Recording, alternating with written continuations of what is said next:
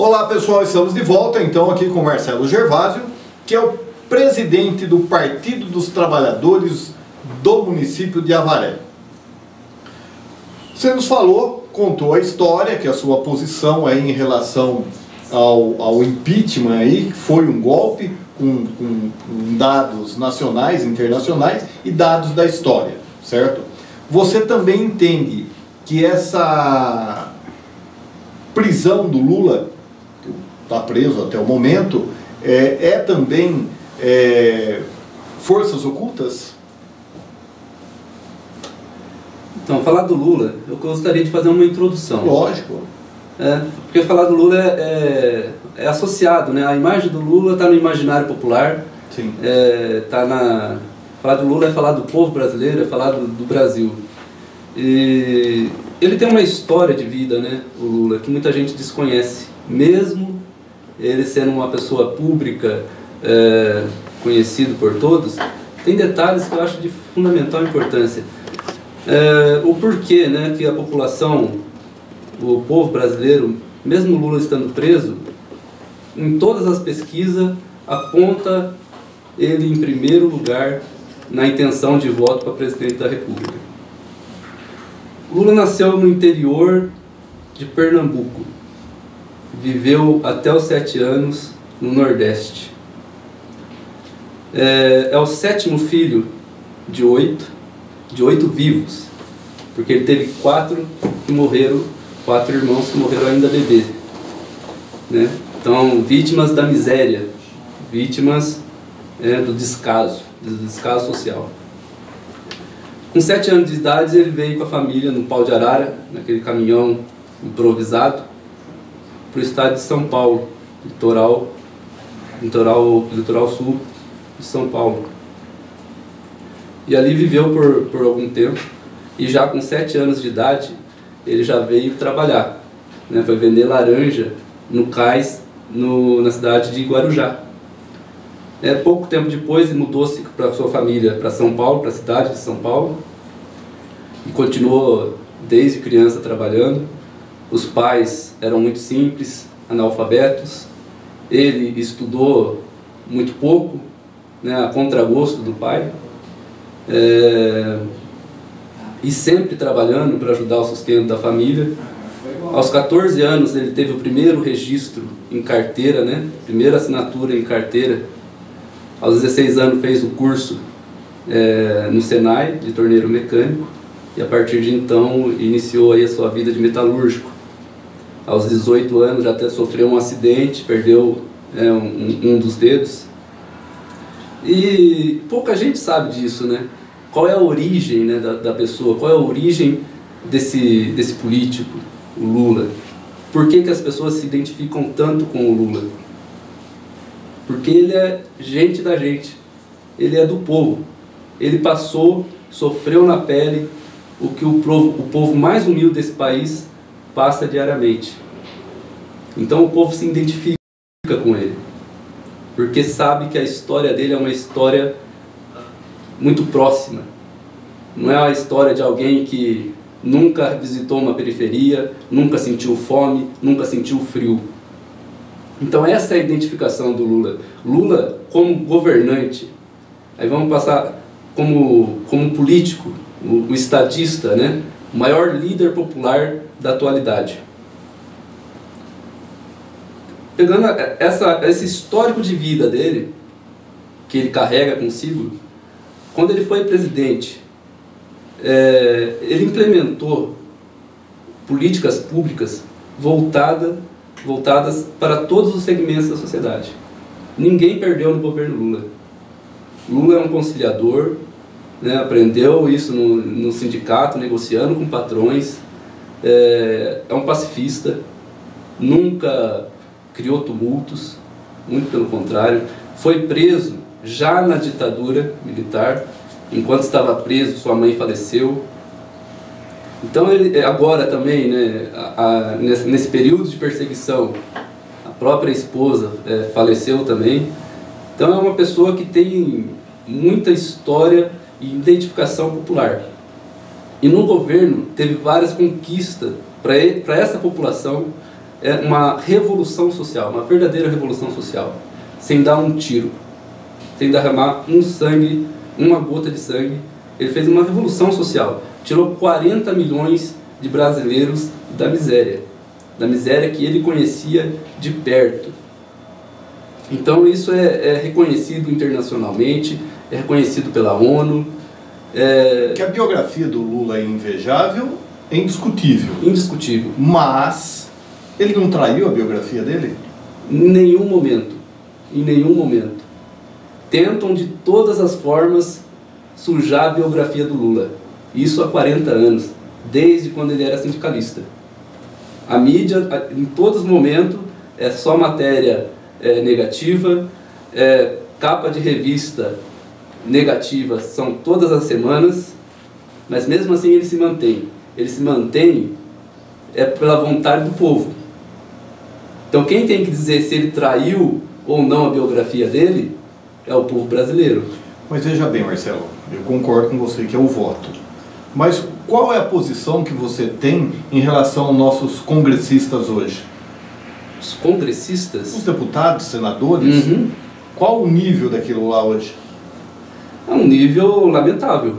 É o povo que colocou aqueles lá. É lamentável. É o povo que jogou eles lá. Então, mas aí a gente tem que discutir o sistema político. Sim, sim. Aí a gente tem que discutir... Mas então a base, que é o povo, é meio complicado, né? Porque a gente tem visto aí um candidato aí que, pelo amor de Deus, está tendo também uma votação aí complicada, né? Esse candidato da extrema direita, pessoalmente eu vejo ele como um problema dos golpistas. É um problema do PSDB, é um problema do Michel Temer, do PMDB, MDB hoje, né? Tiveram até que mudar de nome. Para não queimar muito o filme, vai mudando o nome. De nome. Então eu vejo ele como um problema da direita. É alguém que, de fato, representa uma parcela expressiva da nossa sociedade. Que pensa daquele jeito, que pensa daquele jeito. Então, se a gente defende o sistema democrático, eu acho que a gente tem que aceitar a participação. Sim. Dentro dos limites legais.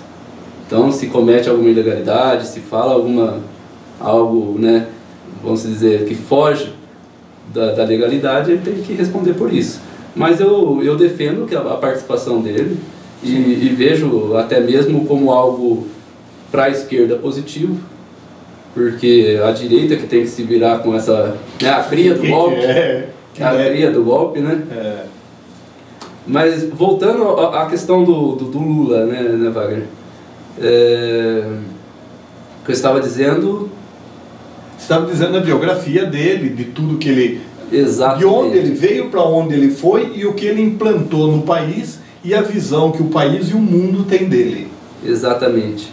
Então a questão da revolução social que eu estava colocando, né? Revolução social, o que envolve isso? Envolve a questão da educação.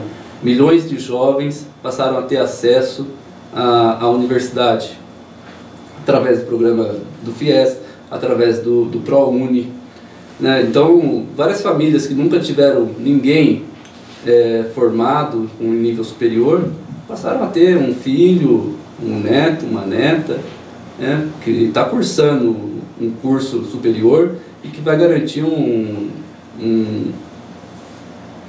trabalho melhor, mais digno, né? Então foram várias conquistas. Foi a questão econômica, né, que é muito, muito forte. O que possibilitou tudo isso foi a questão econômica. Então o Brasil criou 20 milhões de empregos formais e teve uma valorização do salário mínimo. No período do Lula, o salário mínimo foi valorizado em 80%. Isso é algo que transformou a realidade do trabalhador. Transformou a realidade do trabalhador. Que a partir daí a gente vê que o pobre teve espaço. A grande conquista do governo do Lula foi dar espaço para o pobre. Então o pobre encontrou seus espaços nos bancos das academias, nas universidades. O pobre encontrou espaço no aeroporto, passou a viajar. O pobre encontrou espaço nos restaurantes. Então hoje a gente vê que o próprio comércio, né? Você pega a Avaré, por exemplo. Na década de 90, o que era Avaré na parte alimentícia, a parte de restaurantes, de lanchonetes, esfirrarias, pizzarias. Avaré hoje tem McDonald's, tem Subway. Mas isso é o imperialismo. Mas isso é a confiança do empreendedor. Quem vai investir, investe se tem confiança. Se não tem confiança, eu não ponho meu dinheiro, eu não invisto ali. Porque é um governo que não garante a estabilidade da economia. Então a grande conquista do Lula foi garantir a estabilidade. É um governo de confiança. Eu vou investir porque eu posso confiar. Essa é a visão do empreendedor. Então a gente vê em Avaré que o próprio comércio teve um aquecimento muito grande. Marcelo, o que você pensa da prisão do Lula? Certo, vamos para a prisão do Lula. A prisão do Lula é a sequência do golpe, né? Eu vou voltar um pouquinho só, Wagner. Quais são os principais atores do golpe? Qual é o tripé do golpe? Temer, Aécio Neves e Eduardo Cunha. Aécio Neves porque defendia o projeto de país que está sendo implementado pelo Michel Temer e deu a sustentação no Congresso, através da liderança da oposição do governo Dilma. O Cunha porque foi o grande articulista, foi quem comandou a Câmara para fazer o impeachment. O maestro da banda. Exatamente, um impeachment sem crime de responsabilidade. Temer porque compactuou, aceitou e quis, porque ele nunca seria presidente desse país, porque ele não tem voto. Então, qual é a situação desses três hoje? Qual desses três vai encarar as urnas? Aécio Neves foi pego em gravações, com a irmã presa, com o primo preso, com malas de dinheiro, dizendo que tinha que matar, se possível, se precisasse, mataria até o primo antes de fazer delação premiada. E hoje o Alexandre de Moraes encaminhou um processo dele que estava no Supremo para a instância inferior. Voltou para Minas. Que daí também é uma outra discussão, esse negócio de foro privilegiado, se é bom ou não é bom, né? Mas esse é um outro momento. Michel Temer. Michel Temer também foi pego em gravações, com o seu braço direito correndo com malas de dinheiro. Que não sabia o que tinha dentro. Não sabia o que tinha dentro. Foi pego dizendo pro Joesley Batista, né, tem que manter isso daí, manter o sistema do Cunha, deixa o Cunha quieto. Senão ele vai abrir a boca. Senão ele vai abrir a boca. E está quieto até agora. E qual que é a consequência? Temer tem voto? Não tem. Tem 2% de intenção de voto. Aécio Neves não vai nem concorrer ao Senado mais. Não. Porque sabe que não se elege. O outro, o Eduardo Cunha está preso, vai deixar a filha dele, vai tentar eleger a filha dele. E a presidente Dilma? Vai ser candidata em Minas Gerais. O estado que ela for candidata, ela leva. Ela ganha.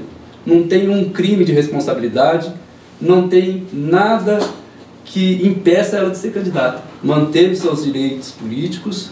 O Lewandowski manteve os direitos políticos dela. Por quê? Fez uma cisão lá que nunca existiu no direito. Nunca existiu. Isso. Porque não havia um crime de responsabilidade. Então tira a presidente Dilma por uma pedalada fiscal que sempre foi realizada, inclusive pelos governos municipais, inclusive pelo Geraldo Alckmin. 2 dias após o impeachment, regulariza a tal da pedalada fiscal. Esse é o crime. Aí, aonde entra a prisão do Lula? Justamente nessa sequência.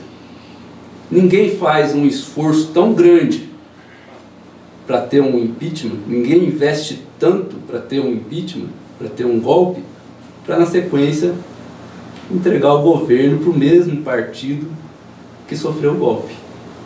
Então o Lula solto, o Lula livre, é o Lula presidente da República. Se o Lula participar da eleição, o Lula é o presidente da República, o Lula garante a dignidade a cada trabalhador, a cada trabalhadora. Porque ele já comprovou que ele sabe fazer e fez muito bem. Então, essa força do golpe tem que manter o Lula preso. Se ele for solto, não tem por que ter feito todo esse esforço para tirar a presidente Dilma. Esse é o pensamento também do Diretório Municipal, que vocês publicaram nos jornais um manifesto, não é? Aquele manifesto visava o quê? Exatamente, é deixar bem claro para a população de Avaré, o Partido dos Trabalhadores aqui em Avaré tem esse posicionamento que eu estou passando aqui hoje. Então, às vezes, nós temos 2 vereadores na Câmara Municipal, o Dr. Ernesto Albuquerque e o Barreto do Mercado, 2 vereadores muito atuantes, né, protagonistas na Câmara Municipal, e dá a impressão que eles não podem se manifestar, eles não podem falar que é do Partido dos Trabalhadores, que tem uma parcela, uma pequena parcela da população de Avaré que faz um barulho, né, faz uma perseguição. Então eles foram no dia 21 de abril, 21 de abril, um sábado, eles foram para Curitiba participar do movimento. E teve uma reação desproporcional aqui nas redes sociais, né, xingando. Teve um radialista falando que os 2 são ladrões, que defendem ladrões. Então, quem não tem argumento tem que espumar, né? Então esse radialista, a gente vê que, de certa forma, ele é pago para fazer o que faz, né? Defende o governo do Jô, eu acho que faz parte do jogo. Mas é desproporcional. Então esse manifesto é para deixar bem claro: o Partido dos Trabalhadores de Avaré defende os trabalhadores, tem a posição, defende a liberdade do presidente Lula. A gente tem o conhecimento que ele é inocente e a gente trabalha com fatos. Boatos a gente deixa para essa grande mídia, para essa equipe, né, da Lava Jato, que inventa boatos. Nós trabalhamos, combatemos esses boatos com os fatos. Até a defesa do presidente Lula, quero fazer até um parênteses aqui, que de 2 avareenses brilhantes na atuação jurídica. Um é o Dr. Batóquio, que fez uma sustentação oral no STF, que foi algo histórico, brilhante. Vai ficar para a história, com certeza, já ficou para a história, que ele praticamente despiu os 11 ministros do STF com aquela sustentação oral. E o outro avareense é o Dr. Rafael Valim, também um trabalho sensacional, a questão do lawfare, a questão também a obra que ele aborda, o estado de exceção, né, como que o neoliberalismo utiliza o estado de exceção. Então são 2 personalidades de Avaré que estão atuantes nessa situação, nesse momento histórico do nosso país, né, e parabéns aos 2. E perdi meu raciocínio aqui. Não, você estava falando aí que é a mesma posição, a posição do diretório de Avaré, dos seus companheiros de Avaré, que em razão, por exemplo, do Dr. Ernesto e o Barreto do Mercado terem ido até Curitiba, lá no dia 21 de abril, demonstrar o apoio para o Lula, que está preso lá, não é? Então, é algo bem interessante, Wagner, é a data, algo bem simbólico, né? Uma que era final de semana, era um sábado. Então teve vários boatos no sentido de falar que eles foram viajar com o dinheiro do povo, com o dinheiro da Câmara. Mentira. Foram com carro particular, foram com dinheiro próprio e foram no final de semana e em uma data histórica, simbólica, que foi 21 de abril, né, dia de Tiradentes, né? Quem foi Tiradentes? Sim. Né, um herói nacional, decapitado, que lutou contra o Império Português, né? A questão da liberdade dos territórios de São Paulo, Minas e Rio de Janeiro, que era contra a escravidão, era um republicano, também de pouco estudo, mas gostava muito de ler. E também hoje eu tenho certeza que a história irá contar esse momento que nós estamos passando hoje, e provavelmente o Lula também vai ter um feriado nacional. A história não vai ser injusta. Vamos deixar o tempo falar, não é? Exatamente. Marcelo, nós estamos no final do nosso bate-papo. Queria aí que você deixasse suas considerações finais, porque nós partimos para o encerramento. Certo. Começando agradecendo a Marisa, que está lá na arquibancada. Certo, Wagner. Eu mais uma vez agradeço, muito grato pelo espaço. Queria cumprimentar Marisa, os companheiros do Partido dos Trabalhadores, os vereadores Ernesto Barreto, o nosso coordenador da Macro, Luciano Assis, o nosso candidato e presidente do PT estadual, Luiz Marinho. Tenho certeza que nós vamos fazer uma boa campanha e que nós vamos aí disputar essa vaga no segundo turno, e vamos para cima. E gostaria de deixar bem claro a todos que o partido tem lado, o pessoal aqui de Avaré é aguerrido, nós estamos na luta, com Lula livre, com Lula preso, nós não vamos parar. Uma questão que eu acho que a gente não abordou foi as questões um pouco mais técnicas, né, do processo, a questão de que eu tenho que retornar para ser coerente com a minha própria consciência, que a questão, por exemplo, da escolha do juiz, né? O juiz Moro de Curitiba, 13ª Vara de Curitiba, não é o juiz natural do caso, porque segundo ele próprio, a propina que ele alega ter não tem relação com a Petrobras. O imóvel do Guarujá, o triplex do Guarujá, ao qual o Lula foi condenado a 12 anos, ele fica no Guarujá. Então, né, critério de territorialidade, o foro competente seria no Guarujá. Aí já caracteriza o estado de exceção, aí já caracteriza o tribunal de exceção. Aí tem a questão também Que o TRF manteve, o Supremo manteve por vários recursos. Todo mundo, então, eles estão em descompasso com a lei. Todo mundo em descompasso com a lei. E a gente vale lembrar o passado novamente. Olga Benário foi entregue, junto com a sua filha, Sofia, que estava em seu ventre, aos nazistas. O tribunal nazista... Era um outro momento. Era um outro momento. Mas o tribunal nazista foi mais humanitário que o STF naquela época. Porque devolveu... Naquela época. Exatamente. Mas essa época que nós estamos vivendo hoje, amanhã também será contada. Vale lembrar, a história normalmente não costuma ser injusta. Então, sim, o STF manteve, ilegalmente, mas manteve.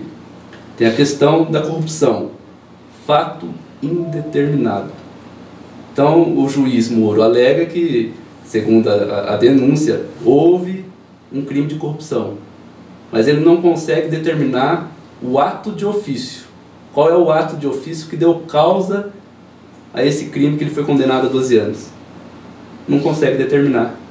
Então é um ato indeterminado, que o nosso ordenamento jurídico brasileiro, não tem previsão para ato de ofício indeterminado.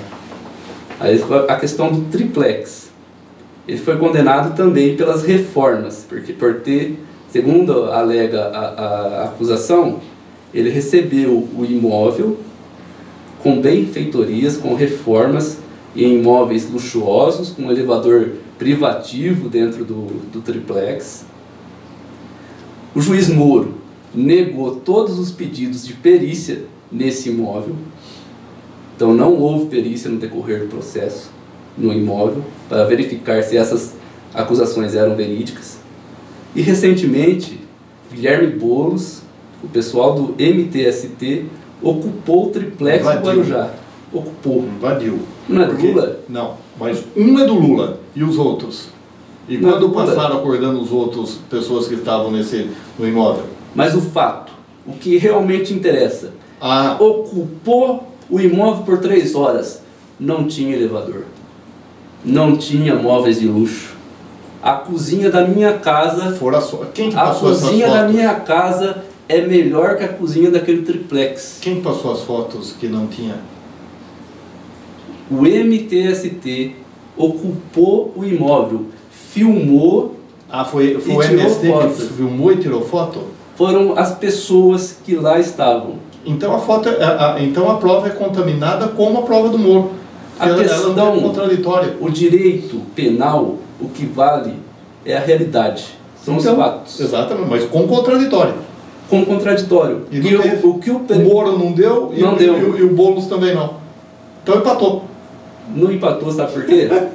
Não empatou porque nós temos um inocente preso, Wagner. Nós temos um inocente preso, ex-presidente da República, que tirou 40 milhões de brasileiros da miséria, que criou 20 milhões de empregos formais, que fortaleceu o Estado brasileiro, que fortaleceu a soberania do Estado brasileiro. O que está em jogo hoje é muito sério. É muito sério. O Estado brasileiro... Nós vamos marcar um próximo bate-papo para falar de duas coisas. Ótimo. Prisão em segundo grau e o foro privilegiado. Combinado? Combinado. Eu acho até interessante a questão de debates, de visões diferentes. Sim. Né? A gente sabe que tem... democracia. É democracia. Tem que respeitar o que o outro pensa. Exatamente. E eu fico à disposição, agradeço pelo espaço democrático da gente. Vão ter outros. Esse só é o aquecimento. Ótimo, ótimo. E se quiser convidar o pessoal que pensa diferente, tranquilo, a gente bate um papo. Sim. Eu acho que o momento é esse, é de serenidade. A gente não pode se deixar contaminar por esse ambiente de ódio, esse ambiente de intolerância. Concordo plenamente. Então a gente tem que debater as ideias, os fatos. Exato. E não se contaminar com esse pessoal que quer um país intolerante, quer um país, né, opressivo. Eu acho que a gente tem que ter essa serenidade, para discutir ideias. Exatamente. Igual esse espaço que a gente está recebendo aqui para debater essas ideias. Então, nós vamos bater outros papos de outros temas em outros momentos. Com certeza, já fica aqui o convite para um próximo bate-papo de outros assuntos. Ok? Tá, joia. Pessoal, nós encerramos aqui então o nosso bate-papo a respeito da história do PT, o que pensa o PT de Avaré, porque o Marcelo é presidente do PT de Avaré, funcionário público estadual, sofredor como eu, mas hoje ele está aí no PT, uma bandeira nova, posições novas, jovem, atuante, e é isso que nós precisamos, não só no PT, todos os partidos, mas como bem dito no final, certo? Com respeito a todos. Isso é o mais importante. Intolerância, não. Até a próxima semana. Muito obrigado.